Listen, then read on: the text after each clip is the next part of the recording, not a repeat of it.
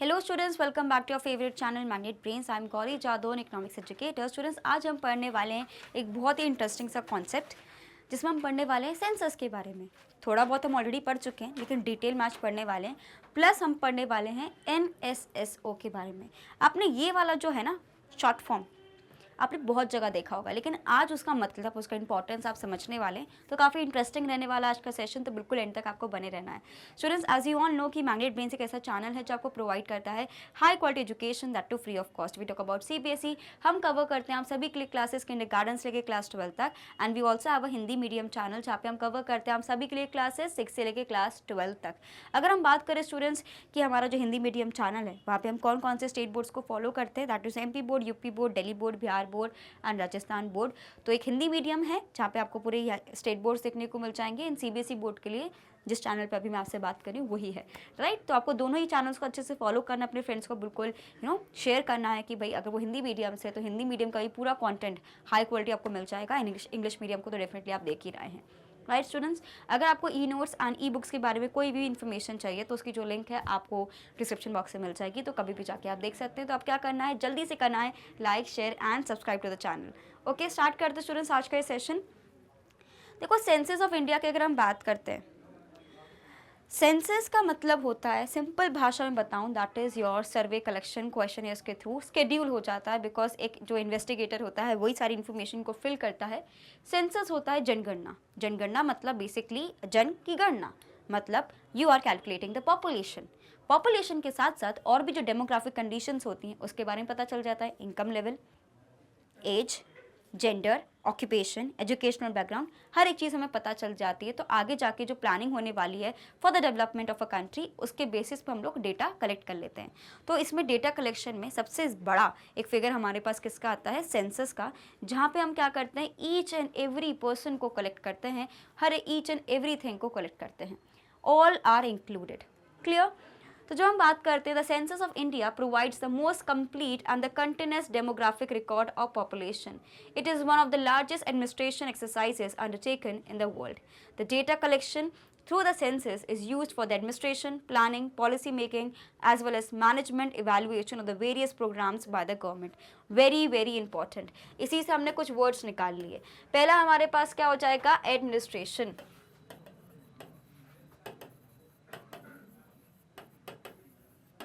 ठीक है, next we have is planning, right, यहाँ पे। Then we have policy framing,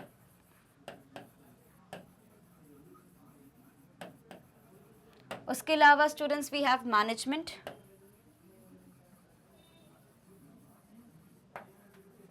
and last में हमारे पास आता है इवैल्यूएशन। तो ये सब हमें कहाँ से देखने को मिलता है, जब हम लोग एक तरीके से सेंसस करते हैं।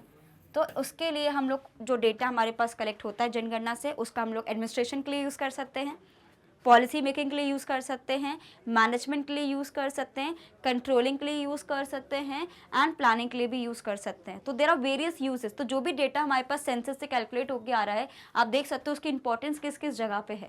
दैट इज़ वाई जो हम लोग हर 10 साल में डेटा को कलेक्ट करते हैं। अभी तो कोविड-19 आ गया, उसकी वजह से 2021 में होने वाला था जनगणना, लेकिन नहीं हुआ, अभी उसको मतलब पोस्टपोन कर दिया गया है ना। तो आपको ये समझना पड़ेगा, जो सेंसस होता है, जनगणना होता है, यहाँ पे एक तरीके से सर्वे मेथड ही यूज़ किया जाता है, क्वेश्चनियर लेके जाता है। लेकिन जो इन्वेस्टिगेटर्स हैं, डिफरेंट ऑफिशियल्स जो रहते हैं, उनको ट्रेनिंग मिलती है कि आपको ऐसे घर घर जाना है और डेटा कलेक्ट करना है, क्योंकि वो खुद से डेटा को फिल करते हैं तो वो स्केड्यूल हो जाता है।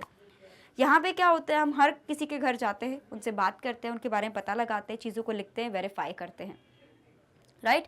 एंड इसमें सबको सपोर्ट करना रहता है। अगर कोई भी बदमाशी करता है या बदतमीज़ी करता है तो डेफिनेटली उसके अगेंस्ट लीगल केस भी हो सकता है, फाइन भी देना पड़ सकता है, और पुलिस जेल मतलब पुलिस कस्टडी में भी आप जा सकते हो। बिकॉज ये एक गवर्नमेंट का काम है, गवर्नमेंट को ये बहुत इंपॉर्टेंट है। बिकॉज जो डेटा हमें सेंसस से मिलता है वो आने वाले 10 साल हमारे लिए तैयार करता है।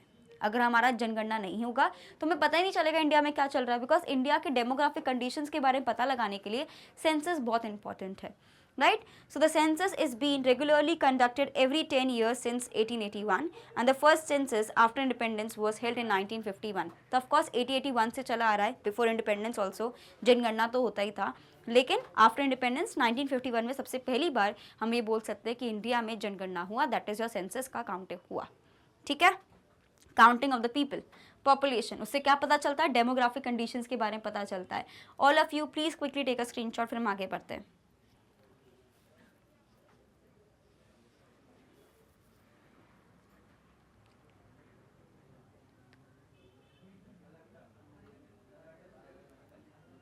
Done.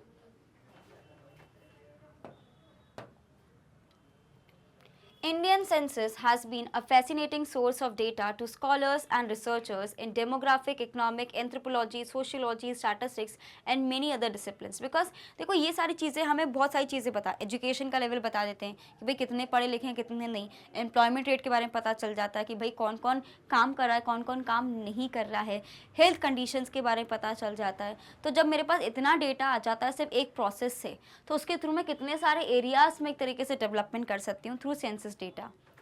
The responsibility of the conducting the census rests with the Office of the Registrar General and the Census Commissioner India under the Ministry of Home Affairs, Government of India. Very important question, आपसे directly इससे question पूछा जा सकता है कि census कराने की जिम्मेदारी किसकी? भाई ये है हमारे होम अफेयर्स की, जो मिनिस्ट्री ऑफ होम अफेयर्स है गवर्नमेंट ऑफ इंडिया की, जिनने बोल दिया फिलहाल कि अभी वाला जो सेंसस है अभी इसको फर्दर टाइम तक के लिए हमने पोस्टपोन कर दिया है।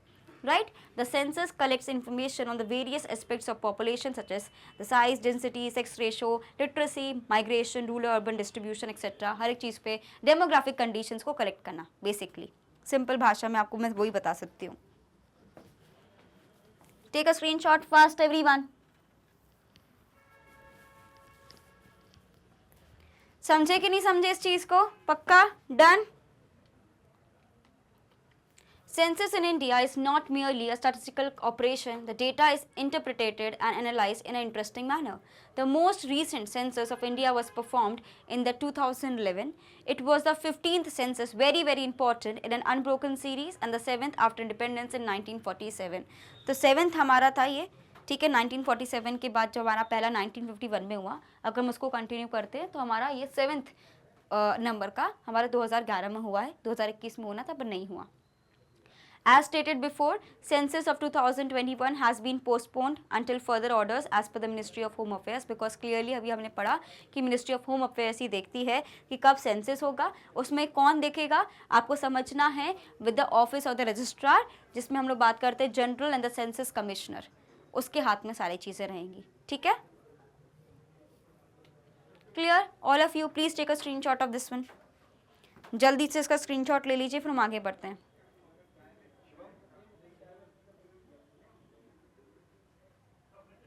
Done.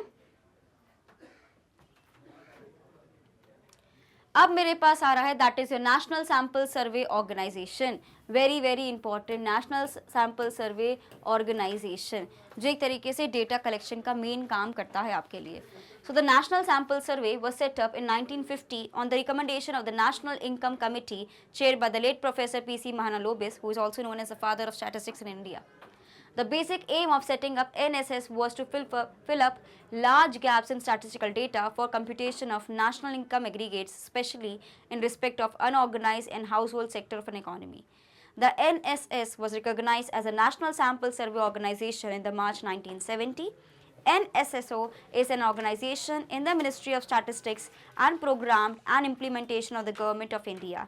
It is the largest organization in India conducting regular socio-economic surveys. तो जो भी surveys वगैरह होते हैं, इसका पूरा data collection, इसका test करना, estimates निकालना कौन करता है? National Sample Survey Organization करता है। ये situated है ना इंडिया में ही, ऑफ कोर्स सी बात है। एंड ये 1970 में हम बोल सकते हैं, 1950 में सेटअप हो गया था, लेकिन 1970 में इसको एक प्रॉपर ऑर्गेनाइजेशन का एक वो मिल गया, पोजीशन टैग मिल गया। Clear? All of you please take a screenshot. यहाँ से जो भी डेटा मिलता है, कलेक्शन ऑफ डेटा होता है डिफरेंट एग्रीगेट्स का, नेशनल इनकम के एग्रीगेट्स हमने पढ़े हैं, उन सारी चीज़ों का कहाँ से डेटा मिलता है, कैसे कैलकुलेट करते हैं हम, यहाँ से कैलकुलेट करते हैं जो डेटा हमें NSSO प्रोवाइड करता है, ठीक है। The NSSO conducts national-wide surveys on the social economic issues. The data collected by the NSSO surveys on different social economic subjects are released to reports and its quarterly journal सर्वेक्षणा, ठीक है। सर्वेक्षणा का मतलब होता है सर्वेक्षण करना होता है ना, एक तरीके से इन्विजिलेशन टाइप का वैसा। So NSSO provides periodic estimates of literacy, school enrollment, utilization of educational services, employment, unemployment, manufacturing and service sector enterprises, morbidity, maternity, child care, utilisation of public distribution system etcetera. तो आप ये देख सकते हो socio culture, मतलब जो दोनों चीज़ों से रिलेटेड हैं, हर बेसिस पे हर तरीके से रिसर्च करी जाती है, सर्वे किए जाते हैं ताकि मेरे पास ज़्यादा डेटा है। जितना ज़्यादा मेरे पास डेटा होगा उतना एक्यूरेट मेरे पास रिजल्ट्स आएंगे। अगर मैं सिर्फ एक इंसान से पूछ लूँ अच्छा तुम्हें ये पसंद है, तो मैं बोल दूँ कि यार इस पूरे शहर में लोगों को यही पसंद है, तो ये तो गलत होगा। वहीं पे अगर मैं जितना हो सके ज़्यादा लोगों से पूछूंगी कि भाई आपको क्या पसंद है, उतना ज़्यादा मेरा डेटा ऑथेंटिक होगा और मेरे पास ज़्यादा डेटा सही निकल कर आएगा। क्लियरली, तो यहाँ पे भी आपको ये समझना है, इसलिए एनएसओ क्या करता है, एनएसएसओ कि ज़्यादा से ज़्यादा डेटा कलेक्ट करने की कोशिश करता है, वेरियस सर्वेस को कंडक्ट कराता रहता है। Clear, take a screenshot of it fast.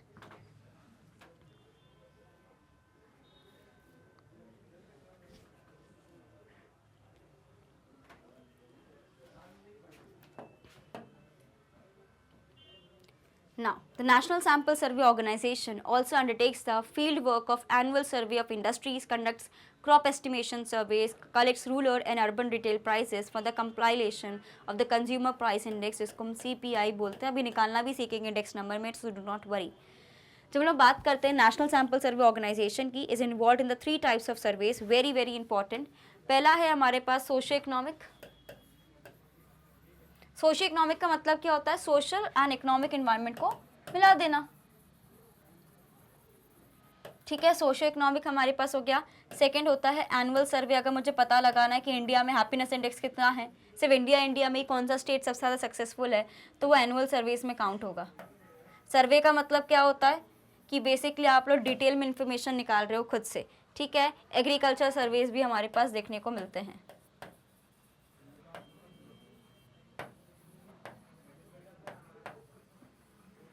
ठीक है, तो एक हमारे पास होता है सोशियो कल्चर, एक हमारे पास होगा इंडस्ट्री से रिलेटेड। ठीक है, जो एनुअल सर्वे होता है वो किसका होता है, इंडस्ट्रीज का होता है। ठीक है, और उसके अलावा हमारे पास एग्रीकल्चर सर्वेज भी आप सभी के लिए अवेलेबल हैं। All of you please take a screenshot of this one.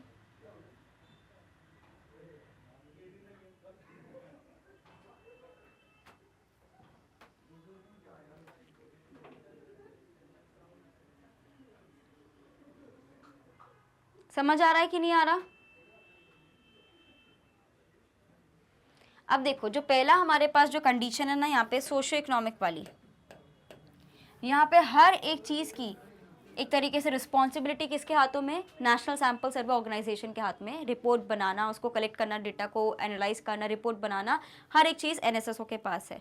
लेकिन जब हम लोग बात करते हैं इंडस्ट्री और एग्रीकल्चर के रिगार्डिंग, यहाँ पे सिर्फ आप फील्ड से डेटा कलेक्ट कर सकते हो, बाकी का रिसर्च एंड डेवलपमेंट वो ऑर्गेनाइजेशन करेगा जिसने डेटा मंगवाया है।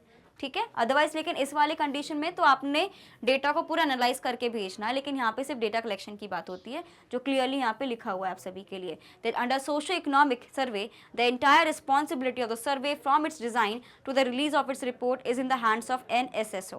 However, in the other 2 surveys, NSSO is entrusted with the collection of data from the field only. Clear? समझे इस चीज़ को? जल्दी से इसका स्क्रीनशॉट ले लीजिए, फिर हम आगे बढ़ते हैं।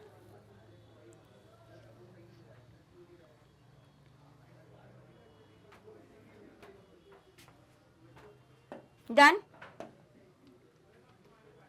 Now, National Sample Survey Organization has 4 divisions.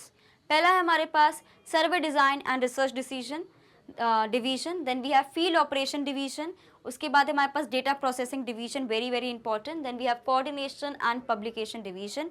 इतना आपको याद रखना पड़ेगा, आपसे पूछा सकता है ऑड वन आउट में, कुछ अलग डिवीजन लेके बना दिया अपने मन से, पूछेंगे कि कौन सा गलत है, तो आपको पता होना चाहिए कौन कौन से हैं। पहले हमारे पास सर्वे डिज़ाइन एंड रिसर्च, फिर फील्ड, फिर डेटा प्रोसेसिंग वाला, और फिर है coordination and the publication of the revision. तो पहला क्या रहता है कि हम लोग रिसर्च का डिज़ाइन बना रहे हैं, सर्वे का डिज़ाइन बना रहे हैं।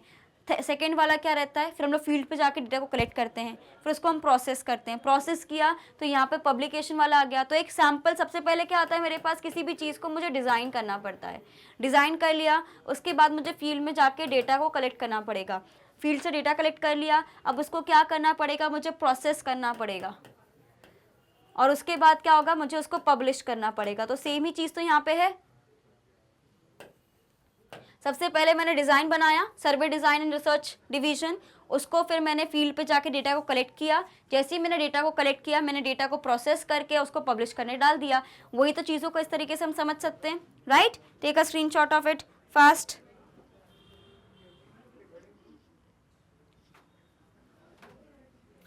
Done. Now, what are the activities of NSSO? Right? So, National Sample Survey Organization conducts the following activities: carry out multi-subject integrated socio-economic surveys. अभी हमने जाना था कि सेंसस के थ्रू हम लोग कहाँ कहाँ का सर्वे कर सकते हैं, सोशो इकोनॉमिक का कर सकते हैं, इंडस्ट्री का कर सकते हैं और एग्रीकल्चर का कर सकते हैं। तो जो भी मेरे पास डेटा आ रहा है उसको मैं कहीं ना कहीं सोशल और इकोनॉमिक एक्टिविटीज़ में इंक्लूड कर सकती हूँ। तो पहला तो मेरे पास वही हो गया। सेकेंड क्या है, undertakes field work for the annual survey of industries and follow up a survey of economic census. तो जैसे कि आपको पता है इंडस्ट्री वर्क आपको फील्ड वर्क में जाना पड़ेगा एंड डायरेक्टली वहाँ से डेटा को कलेक्ट करना पड़ता है। कौन करता है? एनएसएसओ करता है। तो डेफिनेटली यहाँ पे भी उसका सेकेंड पॉइंट आएगा ही आएगा। थर्ड पॉइंट क्या है, conduct sample checks on the area enumeration and crop estimation surveys of state statistical agencies. तो बिकॉज एक सेंट्रल एजेंसी है तो डेफिनेटली उनका ये भी काम है कि रेगुलेट करना और मेक श्योर करना कि बाकी की जो स्टेट यूनिवर्स एजेंसीज हैं वो ढंग से फंक्शन कर रही हो, right. Take a screenshot of it fast.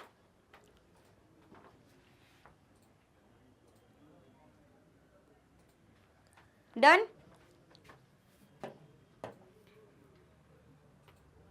Next है हमारे पास प्रिपेयर्स द अर्बन फार्मर्स या frames useful in drawing of the urban samples, है ना। जैसे कि अर्बन जो फ्रेम्स होते हैं, अर्बन फ्रेम्स का मतलब आप ये समझ सकते हो जो सैम्पल साइज वगैरह हमें जो चूज़ करना है उसके थ्रू हम लोग कहीं ना कहीं सैम्पल्स अच्छे से चूज़ कर पाते हैं। अगर मुझे पता है कि मुझे कितने लोग लेने, किस टाइप के लेने, कैसा डेटा का नेचर होना चाहिए, तो उसके बेसिस पे जो फ्रेम रेडी होता है उसको हम लोग जो सैम्पल कलेक्ट करते हैं तो हमें थोड़ा ईजी पड़ता है।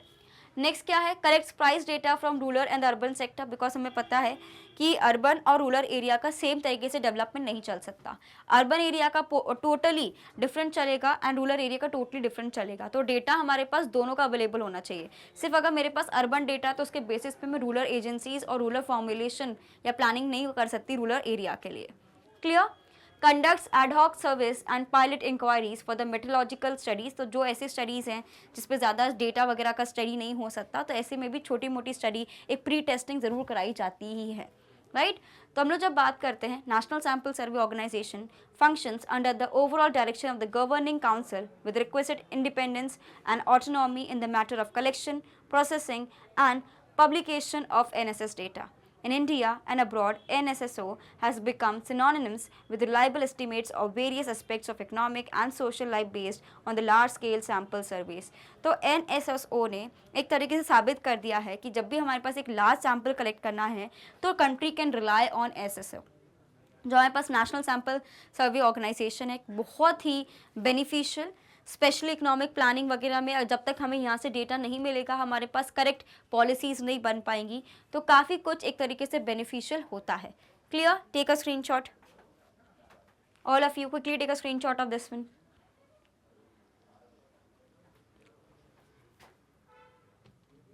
तो स्टूडेंट्स, यही था हमारा आज का सेशन जहाँ पे हमने समझा what is the meaning of census यानी जनगणना, एंड साथ ही में कहाँ से डेटा कलेक्ट होता है, कौन कौन से डेटा को खुद गवर्नमेंट हर एक चीज़ हैंडल करती है, जिसके बारे में हमने पढ़ा नेशनल सैम्पल सर्वे ऑर्गेनाइजेशन के बारे में। बिल्कुल आपको कोई भी डाउट हो स्टूडेंट्स, आप मुझसे पूछ सकते हैं कॉमेंट सेक्शन में, मैं बिल्कुल आपको रिप्लाई करूँगी।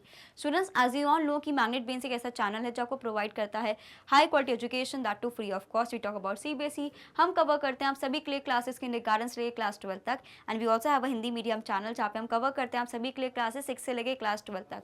वहाँ पर जो डिफरेंट स्टेट बोर्ड्स हमारे चलते हैं, that is your Delhi board, Bihar board, UP board, MP board and Rajasthan board. And apart from these board classes we also provide you 3 special courses which is related to Vedic maths, crash course and spoken English का भी course आपको यहाँ पे देखने को मिल जाएगा। We also provide e notes and e books, उसकी जो लिंक है आपको डिस्क्रिप्शन बॉक्स में मिल जाएगी स्टूडेंट्स, तो कभी भी जाके आप देख सकते हैं। तो कोई भी चीज़ को बिल्कुल भी आपको मिस नहीं करना है, रेगुलर रहना है। 12th स्टैंडर्ड है, कोई भी टॉपिक को आप इग्नोर नहीं कर सकते हो। सॉरी 11th स्टैंडर्ड है वैसे तो आपका, 12th स्टैंडर्ड तो आपका आएगा तो आपको अच्छे से उसमें पढ़ना ही रहेगा, लेकिन 11th में भी स्टूडेंट्स आपको ये समझना है कि 11th ना बेस होता है हमारे 12th का। हम 11th ऐसे हंसी मजाक में उड़ा देते हैं, क्या ऐसे ही पढ़ लेंगे, ऐसे ही कर लेंगे।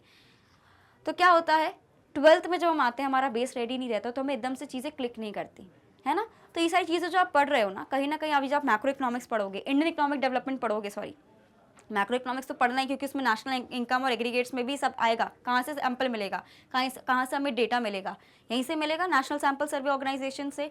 और इंडियन इकोनॉमिक डेवलपमेंट में कैसे पॉलिसी फ्रेमिंग होती है, क्या होती है, उसमें भी पूरा जो डेटा हमारे पास आता है वो इसी के थ्रू आता है। तो जो भी आप 11th तक पढ़ रहे हो वो बेस आपका 12th का है ना। तो अगर मैं आपसे 12th में पूछूंगी कि डेटा कहाँ से आ रहा है तो आपको पता ही नहीं रहेगा अगर आपने 11th में ये सारी वीडियोस को स्किप कर दिया। तो बिल्कुल भी मिस नहीं करना है स्टूडेंट्स। आपको कोई भी कंफ्यूजन हो बिल्कुल कमेंट सेक्शन आप पूछ सकते हैं। बाकी we also provide e notes and e books, उसकी जो लिंक है डिस्क्रिप्शन बॉक्स में वैसे आपको मिली जाती है, तो कभी भी जाके आप देख सकते हो स्टूडेंट्स।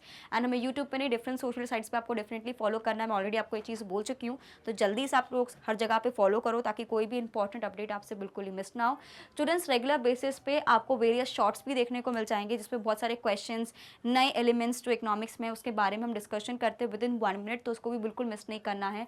वहाँ पर भी मैं रेगुलरली इंटरेक्ट करती रहती हूँ आप सभी से। राइट स्टूडेंट्स, तो मैं मिलती हूँ आपसे नेक्स्ट वीडियो में। Till then bye bye and thank you watching this video.